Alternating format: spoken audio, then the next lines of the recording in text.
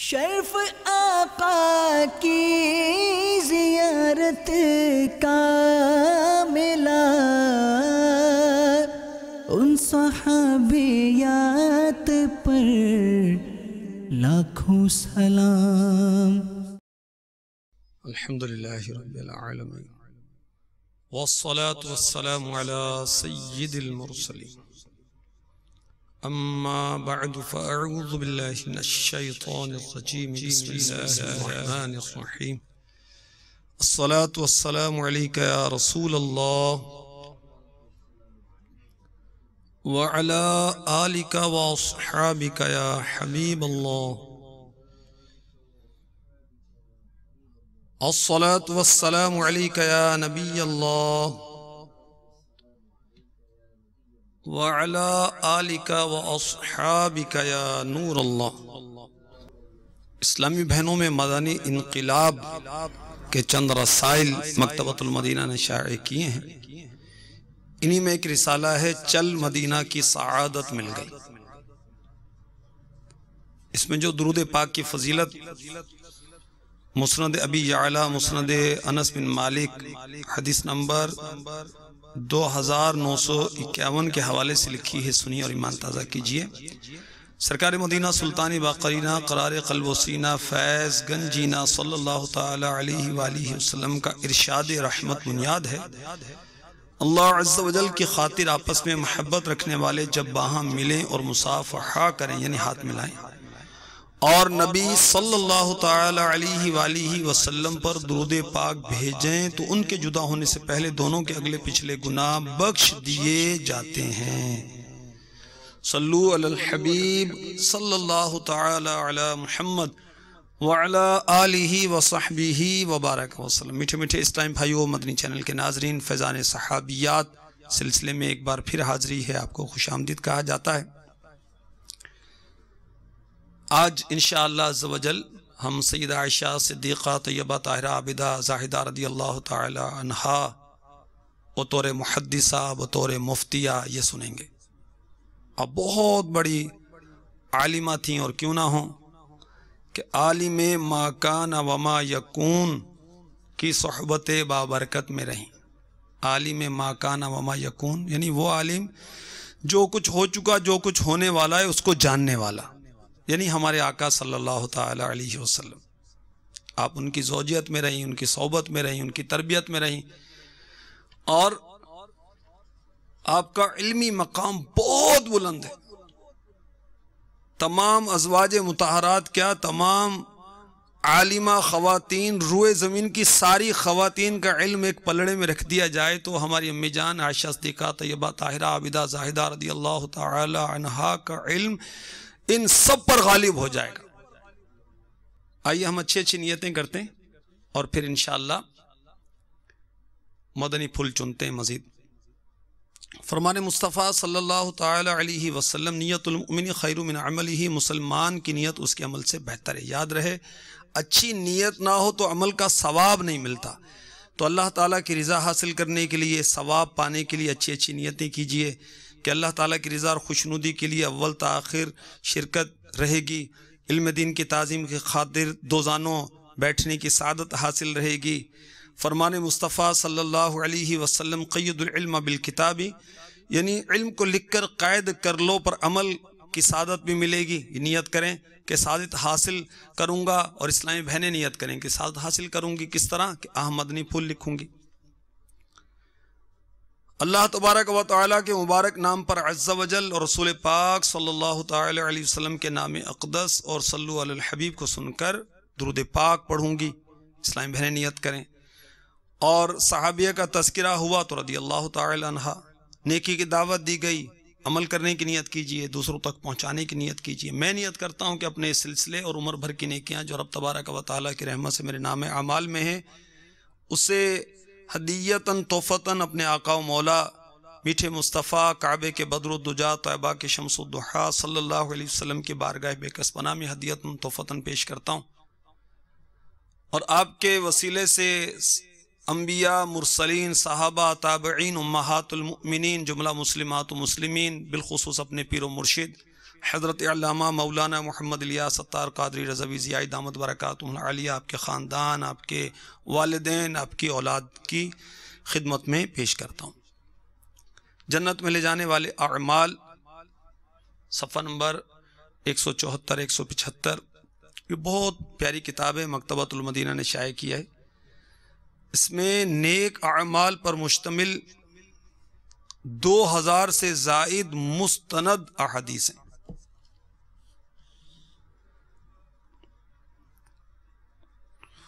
بحوالہ مسلم حدیث نمبر 945 لکھا ہے کہ حضرت سیدنا عامر بن سعد بن ابی وقاص رضی اللہ تعالی عنہ فرماتے ہیں کہ میں حضرت ابن عمر رضی اللہ عنہما کے پاس بیٹھا ہوا تھا کہ اچانک صاحب مقصورہ حضرت سیدنا خباب رضی اللہ تعالی عنہ تشریف لائے۔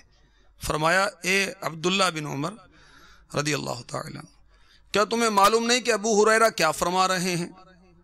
وہ کہتے ہیں کہ میں نے سرور کونین رحمت دارین نانا حسنین صلی اللہ علیہ وآلہ وسلم کو فرماتے ہوئے سنا، جو شخص میت کے ساتھ اس کے گھر سے نکلا اور اس پر نماز پڑھی، تدفین تک اس کے ساتھ رہا، تو اس کے لیے 2 قرات ثواب ہے، اور ہر قرات احد پہاڑ کے برابر ہے، اور جو نماز پڑھ کر لوٹ آیا اس کے لیے احد پہاڑ جتنا 1 قرات ہے۔ تو حضرت عبداللہ ابن عمر رضی اللہ عنہما نے حضرت سیدنا خباب رضی اللہ تعالی عنہ کو ابو ہریرہ رضی اللہ تعالی عنہ کی اس قول کے بارے میں ام المؤمنین سیداتنا عائشہ صدیقہ رضی اللہ تعالی عنہا کے پاس بھیجا اور فرمایا، مجھے بتانا کہ ام المؤمنین نے کیا جواب دیا ہے۔ اس کے بعد حضرت سیدنا ابن عمر رضی اللہ عنہما مسجد میں پڑے ہوئے پتھروں میں سے ایک پتھر کو آپ اٹھاتے ہیں اور حضرت سیدنا خباب رضی اللہ تعالی عنہ کے لوٹنے تک اسے اپنے ہاتھ میں گھماتے رہے۔ جب حضرت سیدنا خباب رضی اللہ تعالی عنہ واپس آئے اور بتایا کہ ام المؤمنین رضی اللہ تعالی عنہ فرماتی ہیں کہ حضرت ابو ہریرہ رضی اللہ تعالی عنہ سچ کہتے ہیں، تو حضرت ابن عمر رضی اللہ عنہما نے اپنے ہاتھ میں موجود پتھر زمین پر مارا، فرمایا، افسوس، ہم نے بہت سارے قرات ضائع کر دیے۔ میٹھے میٹھے اسلامی بھائیوں، مدنی چینل کے ناظرین، آپ نے دیکھا کہ ہماری امی جان ام المؤمنین بنت امیر المؤمنین حبیبہ حبیب خدا سیدہ عائشہ صدیقہ رضی اللہ تعالی عنہا کا مقام کتنا عرفہ و اعلیٰ ہے کہ صحابہ کرام علیہم رضوان احادیث کی تصدیق آپ سے کرواتے تھے۔ آپ بہت بڑی محدثہ تھیں۔ اور ساتھ ہی ساتھ میٹھے میٹھے اسلامی بھائیوں، مدنی چینل کے ناظرین، اس روایت سے یہ بھی پتہ چلا کہ نماز جنازہ میں شرکت کرنے کی بہت زیادہ فضیلت ہے۔ چنانچہ نماز کے احکام میں جو رسالہ ہے، نماز جنازہ کا طریقہ، اس میں لکھا ہے کہ پیارے آقا علیہ الصلوۃ والسلام نے ارشاد فرمایا، جب کوئی جنتی شخص فوت ہو جاتا ہے تو اللہ عز و جل حیا فرماتا ہے کہ ان لوگوں کو عذاب دے جو اس کا جنازہ لے کر چلے اور جو اس کے پیچھے چلے اور جنہوں نے اس کی نماز جنازہ ادا کی۔ حضرت سیدنا داؤد علی نبینا علیہ الصلوۃ والسلام بارگاہ خداوندی میں عرض کرتے ہیں، یا اللہ عز و جل، جس نے محض تیری رضا کے لیے جنازے کا ساتھ دیا، اس کی جزا کیا ہے؟ اللہ تعالیٰ نے فرمایا، جس دن وہ مرے گا تو فرشتے اس کے جنازے کے ہمراہ چلیں گے اور میں اس کی مغفرت کروں گا۔ اب یہاں یاد رکھیں کہ یہ جنازے کے ساتھ جانے کی فضیلت اسلامی بھائیوں کے لیے، اسلامی بہنوں کے لیے نہیں ہے۔ اسلامی بہنوں کو منع ہے قبرستان جانا، جنازے کے ساتھ جانا، ان کو اجازت نہیں ہے۔ اب بہرحال جو اسلامی بھائی ہیں ان کو جانا چاہیے۔ اس کے فضائل آپ نے سنے۔ تو ہماری امی جان رضی اللہ تعالی عنہا اتنی بڑی عالمہ اور اتنی بڑی محدثہ ہیں کہ صحابہ کرام علیہم رضوان جب آپس میں ان کا کسی فرمان مصطفیٰ پر، کسی حدیث پر اختلاف ہوتا تو وہ فیصلہ امی جان سے کروایا کرتے تھے۔ ایک اور حدیث پاک سنیے. چنانچہ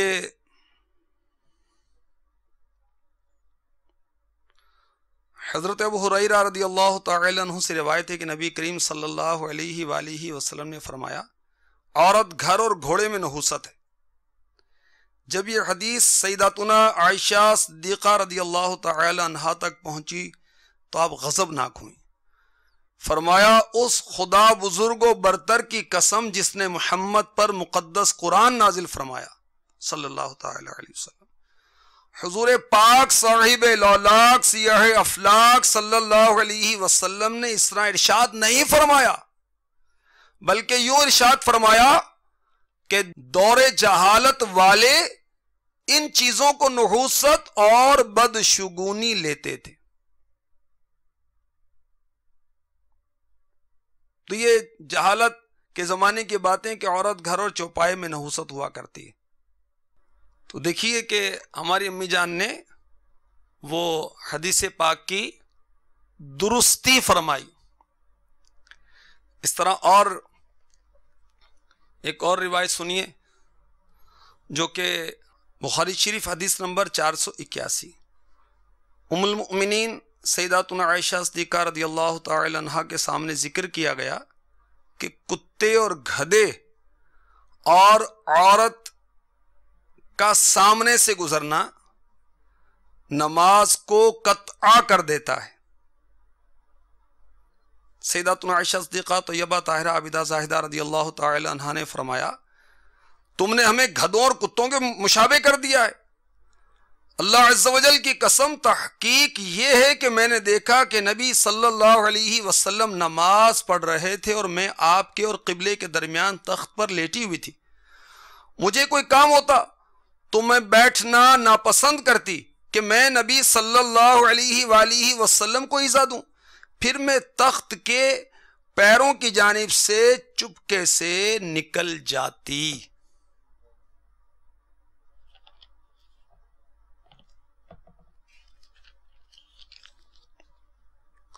تو آپ احادیث کی درستی فرمایا کرتی.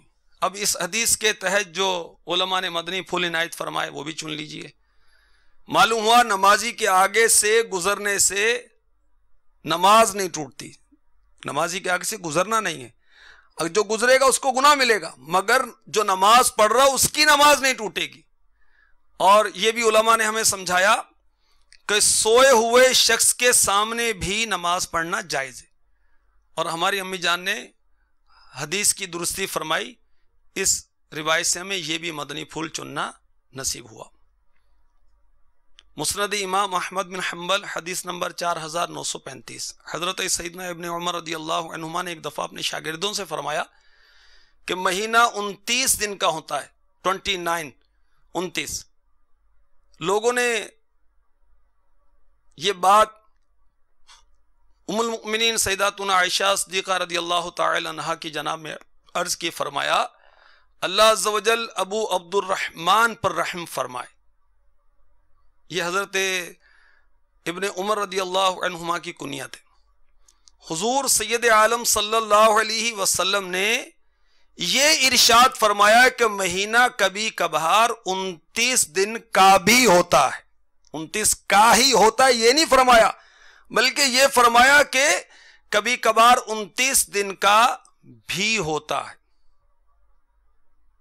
جامع ترمذی حدیث نمبر 1431. ایک شخص نے ام المؤمنین حضرت سیداتنا عائشہ صدیقہ رضی اللہ تعالی عنہا کی بارگاہ میں آ کر عرض کیا کیا رسول اللہ صلی اللہ علیہ وسلم نے قربانی کا گوشت کھانے سے منع فرمایا ہے؟ فرمایا نہیں، لیکن ان دنوں قربانی کرنے والے کم تھے، اس لیے آپ صلی اللہ تعالی علیہ وآلہ وسلم نے چاہا کہ جو لوگ قربانی نہیں کر سکتے ان کو کھلائیں. تو دیکھا کہ ہماری امی جان کی بارگاہ میں حدیث پاک کی تصدیق کی جا رہی ہے، کنفرمیشن لی جا رہی ہے.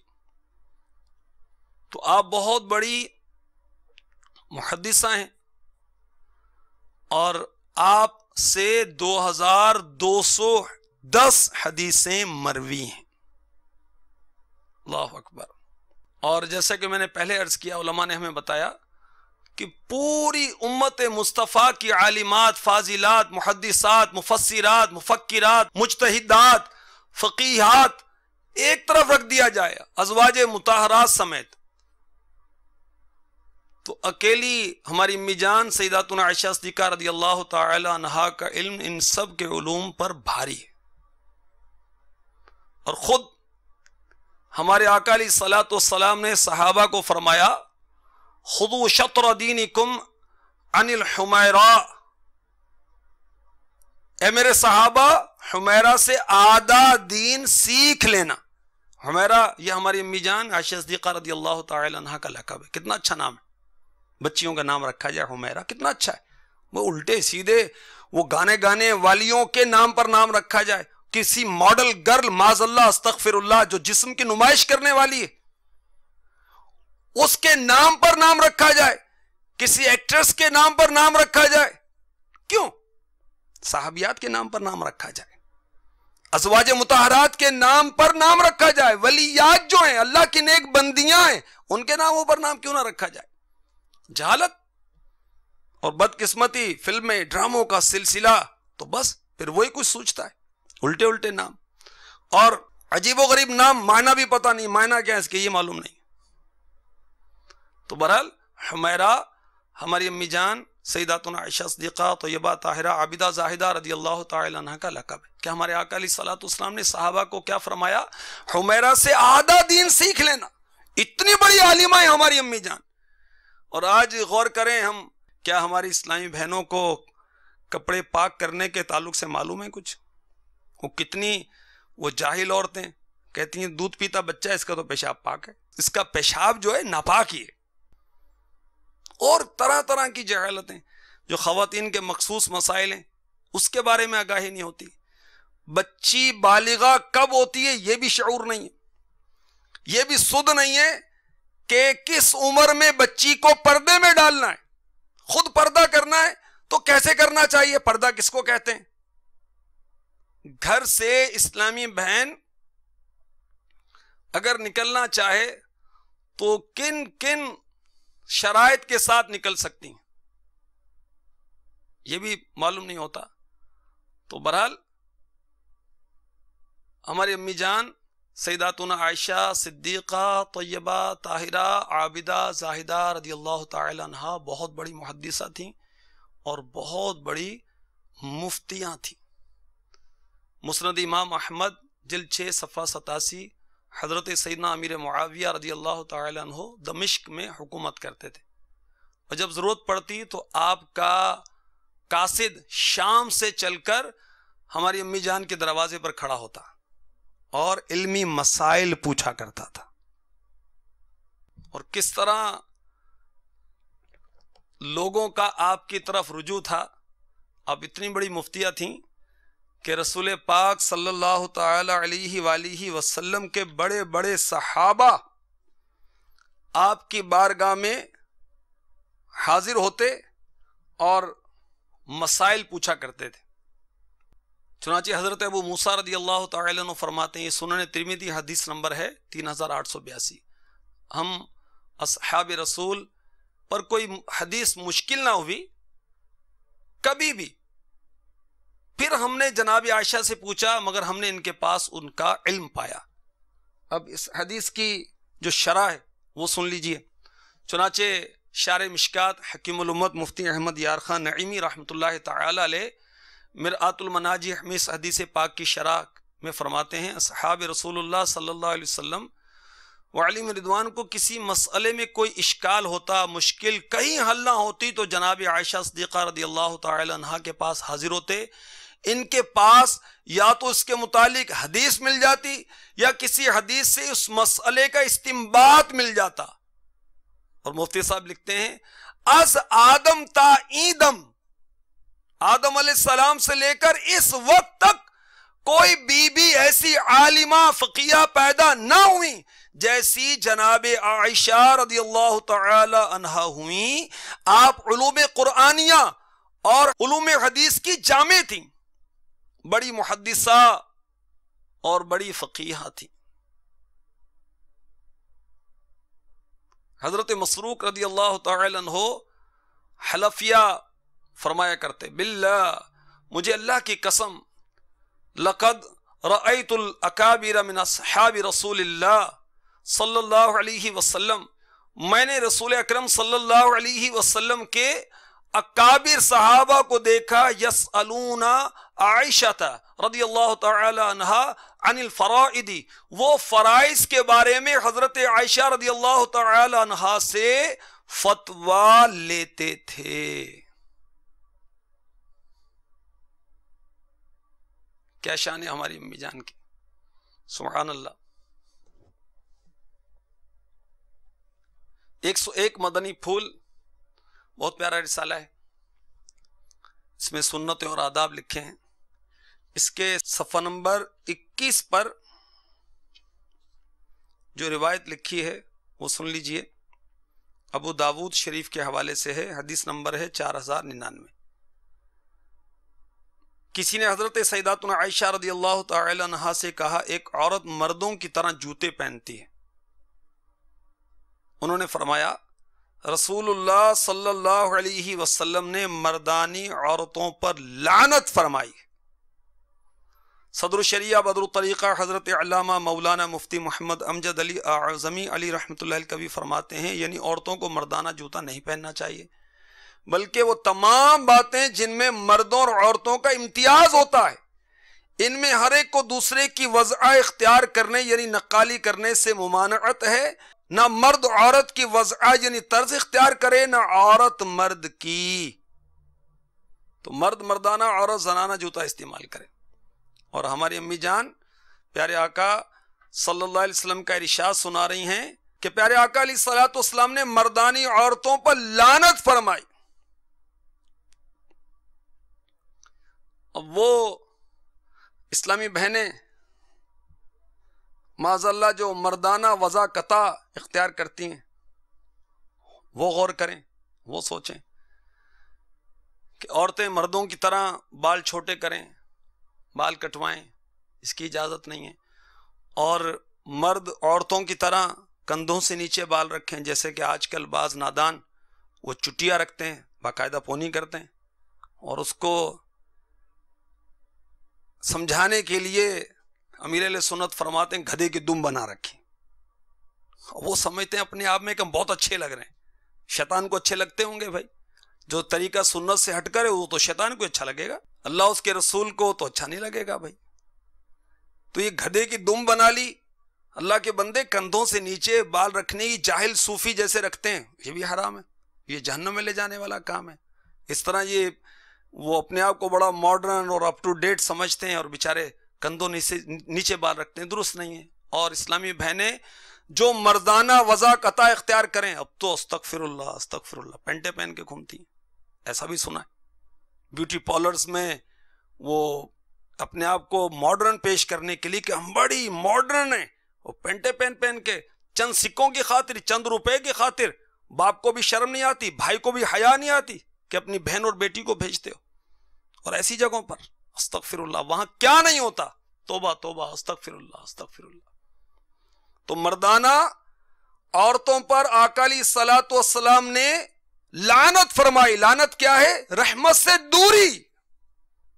اور رحمت سے دوری ہو جائے گی تو دنیا اور آخرت میں بربادی ہو جائے گی، بے سکونی اور بے اطمینانی ہو جائے گی، نہ دنیا میں چین ملے گا، نہ قبر میں، نہ حشر میں، نہ آخرت میں۔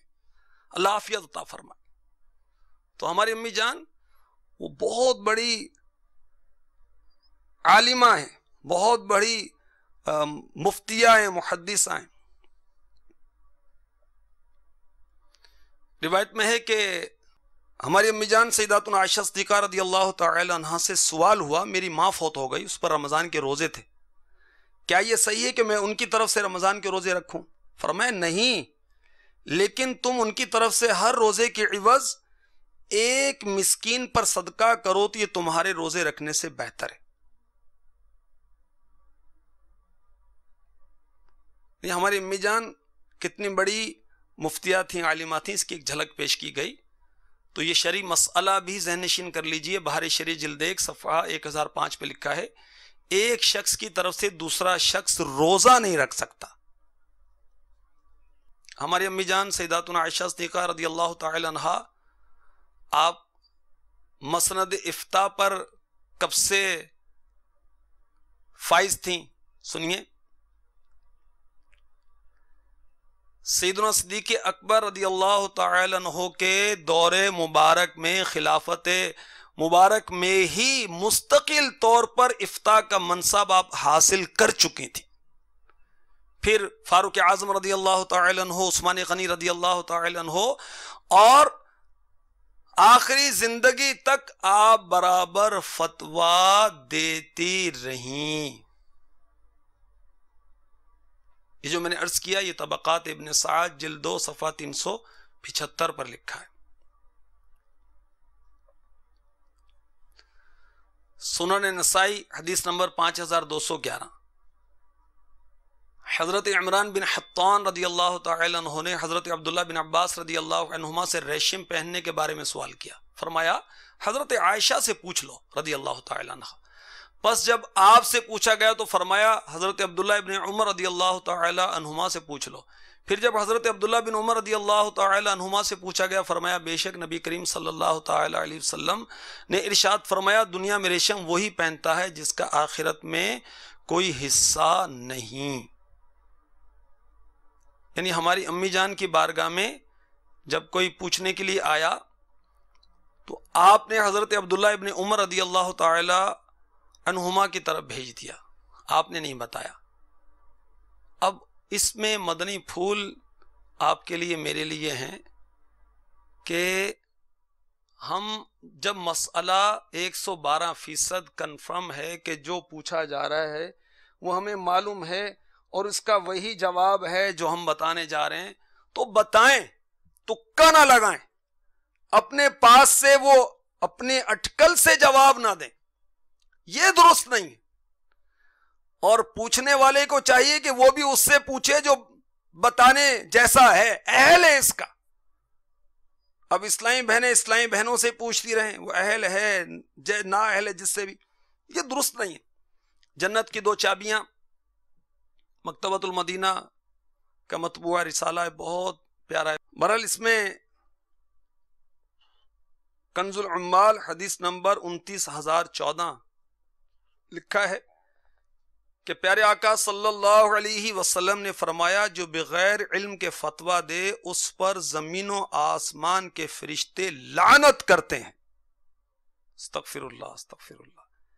اب وہ یعنی کہ یہ ذہن میں آتا ہے اسلامی بھائیوں کے کہ لوگ کیا سوچیں گے، یار داڑھی رکھی ہوئی ہے آپ نے، آپ کو مسئلہ ہی معلوم نہیں ہے. اسلامی بہن کو یہ شیطان وسوسہ ڈالتا ہوگا کہ آپ تو مدنی برقع پہنتی ہیں، آپ تو بہت بڑی ذمہ دار ہیں، آپ کو یہ بھی مسئلہ معلوم نہیں ہے، تو وہ تکا لگا کر جواب دے دیا. نہیں، دنیاوی شرم یہ کوئی بات نہیں، آخرت کی شرم کا احساس ہونا چاہیے. تو جب بھی مسائل اگر پتہ ہے تو بتائیں، اور نہیں معلوم تو دارالفتاء کی طرف رجوع کروا دیں کہ اپنے محارم کے ذریعے سے دارالفتاء سے رجوع کر کے اب اپنے مسئلے کو پوچھ لیں. تو بغیر علم کے جواب نہیں دینا چاہیے. فتاوی رضویہ جلد 10 نصف آخر صفحہ 275 اعلیٰ حضرت فرماتے ہیں جاہل پر سخت حرام ہے کہ فتویٰ دے. حرام، جہنم میں لے جانے والا کام ہے یہ، کہ جب نہیں پتا تو کیوں فتویٰ دے. اچھا، اب جو جاہلوں سے پوچھتے ہیں، مثلا ایسے بھی لطیفے سننے میں آتے ہیں کہ فیضان مدینہ آئے اور فیضان مدینہ آ کر جو بواب ہے، گیٹ کیپر ہے، اسی سے مسئلہ پوچھ کے چلے گئے. اللہ کے بندے، یہ کوئی مفتی صاحب تھوڑی ہیں کوئی وہ کہ ان سے آپ مسئلہ پوچھ رہے ہیں. یہ مفتی صاحب ہوتے تو گیٹ پر کیوں ہوتے بھائی؟ ان سے مسئلہ پوچھ رہے ہیں. تو جاہل سے مسئلہ پوچھنا ٹھیک نہیں. یہ کفریہ کلمات کے بارے میں سوال جواب اس سے آپ کو پیش کر رہا ہوں. سوال: جان بوجھ کر کسی جاہل سے مسئلہ پوچھنا کیسا؟ جواب: گناہ ہے.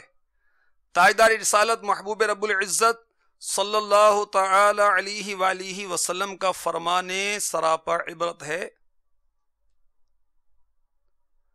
جس نے بغیر علم کے فتویٰ دیا تو اس کا گناہ فتویٰ دینے والے پر ہے۔ سنن ابی داود حدیث نمبر 3657۔ اب اس حدیث کی شرح سنیے، مرآت المناجی جلد 1 صفحہ 212۔ مفتی احمد یار خان نعیمی فرماتے ہیں اس کے دو مطلب ہو سکتے ہیں۔ ایک یہ کہ جو شخص علماء کو چھوڑ کر جاہلوں سے مسئلہ پوچھے وہ غلط مسئلہ بتائیں تو بتانے والا تو گناہگار ہے ہی، پوچھنے والا بھی گناہگار ہوگا کہ یہ عالم کو چھوڑ کر اس کے پاس کیوں گیا، نہ یہ پوچھتا نہ وہ غلط بتاتا۔ دوسرا یہ کہ جس شخص کو غلط فتویٰ دیا گیا تو اس کا گناہ فتویٰ دینے والے پر ہے۔ خلاصہ یہ کہ بے علم کا مسئلہ شرعی بیان کرنا سخت جرم ہے۔ اللہ تبارک و تعالی علم دین سیکھنے کی توفیق عطا فرمائے، وہ جہالت والی باتوں سے بچائے، مدنی ماحول اپنانے کی توفیق عطا فرمائے، اچھی صحبت کی برکتیں نصیب فرمائے۔ اچھی صحبت ملے گی تو جبھی وہ ترکیب ہوگی۔ مزید سنیے، مسند امام احمد جلد 2 صفحہ 216 حدیث 710۔ شریح بن حانی رضی اللہ تعالیٰ عنہ بیان کرتے ہیں میں نے حضرت عائشہ رضی اللہ تعالیٰ عنہ سے موضوع پر مسح کرنے کے بارے میں پوچھا تو فرمایا حضرت علی سے پوچھ لو رضی اللہ تعالیٰ عنہ، کیونکہ وہ اس بارے میں مجھ سے زیادہ جانتے ہیں، اور وہ حالت سفر میں رسول اللہ صلی اللہ تعالی علیہ وآلہ وسلم کے ساتھ رہتے تھے۔ راوی فرماتے ہیں پھر میں حضرت علی رضی اللہ تعالی عنہ سے پوچھا تو آپ نے فرمایا مسافر کے لیے 3 دن رات اور مقیم کے لیے 1 دن رات۔ آپ نے غور کیا کہ ہماری امی جان نے مولا علی کرم اللہ تعالی وجہ الکریم کی طرف بھیج دی، اور ہمیں کہتے ہوئے شرم آتی کہ مجھے نہیں معلوم، جاؤ دارالفتہ سے پوچھو، کسی مفتی سے پوچھیں، سنی مفتی سے، کسی سنی عالم سے پوچھیں، یہ نہیں کہتے، تکے لگا دیتے ہیں، اندازے سے اٹکل سے جواب دیتے ہیں، چونکے چنانچے کر کے جواب دیتے ہیں، یہ درست نہیں ہے۔ تو سیداتنا عائشہ صدیقہ رضی اللہ تعالی عنہا مومنوں کی ماں ہیں۔ مصنف ابن ابی شیبہ حدیث نمبر 9244۔ حضرت کبشہ رضی اللہ تعالی عنہ فرماتی ہیں میں ام المؤمنین حضرت سیداتنا عائشہ رضی اللہ تعالی عنہ کی بارگاہ میں حاضر ہوئی، میں نے روزہ دار کے لیے مسواک کرنے کے متعلق پوچھا، فرمایا یہ میری مسواک میرے ہاتھ میں ہوتی اور میں روزہ دار ہوتی ہوں۔ نہیں پوچھنے پر، مسواک کے بارے میں پوچھنے پر آپ نے جواب دیا کہ روزے کے حالت میں بھی مسواک کرتی ہوں۔ تو ملفوظات اعلی حضرت میں یاد رکھیے کہ اسلامی بہنوں کے لیے مسواک کرنا سنت عائشہ ہے۔ ہاں ان کے جو مسوڑے جو ہیں یہ اسلامی بھائیوں کی نسبت ذرا نازک ہوتے ہیں، نرم ہوتے ہیں، تو اگر یہ نہ کر پائیں تو اپنی جو مسی دانتن وغیرہ جو ہوتی ہے وہ استعمال کر لیں۔ مصنف ابن ابی شیبہ حدیث نمبر 14949۔ حضرت عائشہ رضی اللہ تعالی عنہ سے اس محرم کے بارے میں پوچھا گیا جو فوت ہو جائے، یعنی حالت احرام میں ہے، وہ حج و عمرہ کرنے کے لیے گیا ہے، وہ فوت ہو جائے تو کیا کیا جائے؟ فرمایا اسی طرح کرو جیسا اپنے موتا کے ساتھ کرتے ہو، اپنے مرنے والوں کے ساتھ جو کرتے ہو وہی اس کے ساتھ کرو۔ آپ سے پوچھا گیا سرکے کے بارے میں تو فرمایا کوئی مذائقہ نہیں، یہ تو سالن ہے، اور سرکہ جو ہے نا میٹھے میٹھے اسلامی بھائیو مدنی چینل کے ناظرین، یہ سالن ہے اور بہترین سالن ہے۔ آج کل جو سرکہ ہوتا ہے یہ آرٹیفیشل ہوتا ہے، شاید مختلف کیمیکل سے ترکیب کیا جاتا ہوگا، جو وہ ایک نیچرل جو سرکہ ہے اس کی فضیلت ہے، اور یہ بہترین سالن اس کو قرار دیا گیا۔ تو ہماری امی جان رضی اللہ تعالی عنہا آپ وہ بہت بڑی عالمہ، مفتیہ، محدثہ، مفسرہ ہیں، اور آپ سے مسائل پوچھے جاتے تھے اور آپ اس کا جواب دیتی تھی۔ چنانچہ مصنف ابن ابی شیبہ حدیث نمبر 26672 حضرت سیداتنا عائشہ صدیقہ رضی اللہ تعالی عنہ سے نرد شیر کے متعلق پوچھا گیا. فرمایا اللہ تعالی نرد شیر کو اور اس کے کھیلنے والے کو بھلائی سے دور رکھا ہے. یہ کھیل ہے، پرانے دور کا، بھاری شریعت میں بھی اس کے بارے میں لکھا ہوا ہے. تو آپ نے اس کے کھیلنے والے کے لیے فرمایا کہ اس کو اللہ تعالیٰ بھلائی سے دور رکھتا ہے. مصنف ابن ابی شیبہ حدیث نمبر 30,572.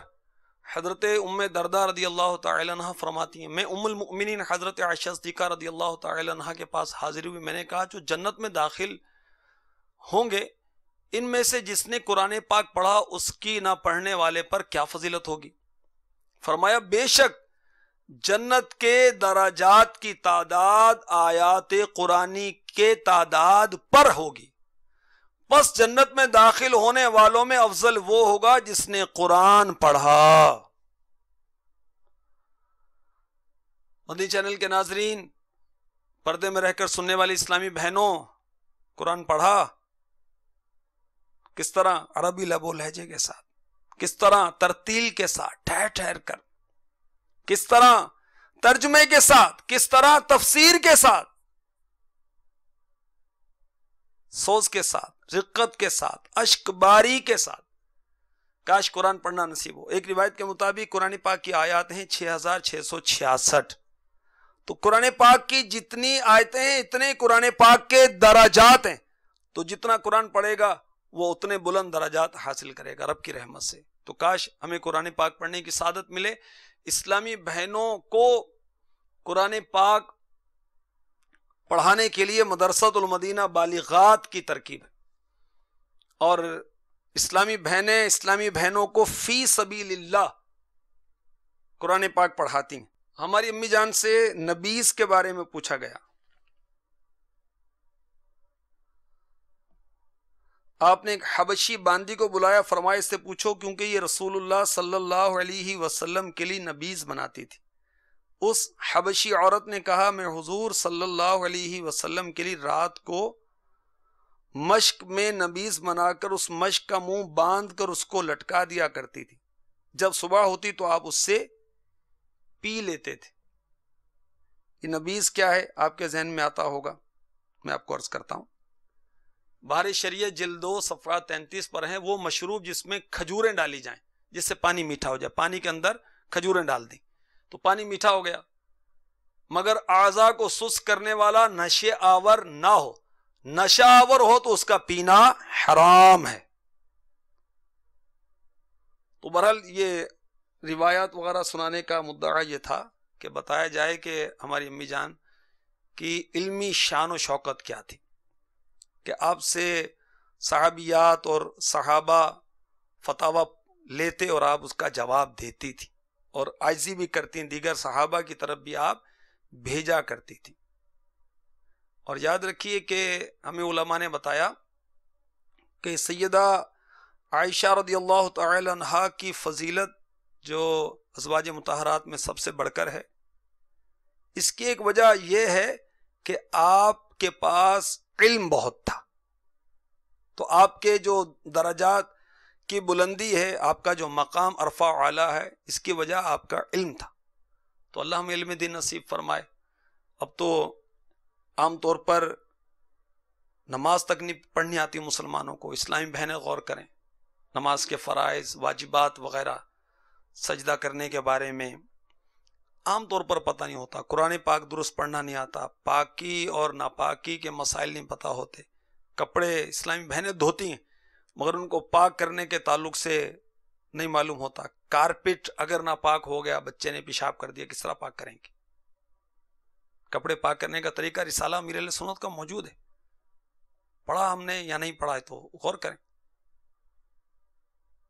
اس طرح بہت سارے وہ معاملات کے اندر جہالت استغفر اللہ وہ نظر آتی ہے. بہرحال اللہ تبارک و تعالی سیداتنا عائشہ صدیقہ طیبہ طاہرہ عابدہ زاہدہ مفتیہ عالمہ محدثہ مفسرہ کے صدقے میں ہماری اسلامی بہنوں کو علم دین کی دولت عطا فرمائے، ہمیں بھی عطا فرمائے. اسلامی بہنیں امی جان کے صدقے میں باحجا ہو جائیں، مدنی برقع والیاں ہو جائیں، آخرت کی تیاری کرنے والیاں ہو جائیں. ہفتہ وار جو اجتماع اسلامی بہنوں کا با پردہ ہوتا ہے اس میں اسلامی بہنیں پابندی کے ساتھ شرکت کریں گی، اچھی نیتوں کے ساتھ، پھر اچھی صحبت اختیار کریں گی، ایسی اسلامی بہنوں کے ساتھ رابطے میں رہیں گی جو خود فرائض و واجبات و سنتوں کی پابندی کرتی ہیں، شریعت کے مطابق چلتی ہیں، مدنی ماحول جنہوں نے اپنایا ہوا ہے، مدنی برقع اڑتی ہیں، انشاءاللہ عز و جل اس کا اچھا اثر ان پر بھی مرتب ہوگا۔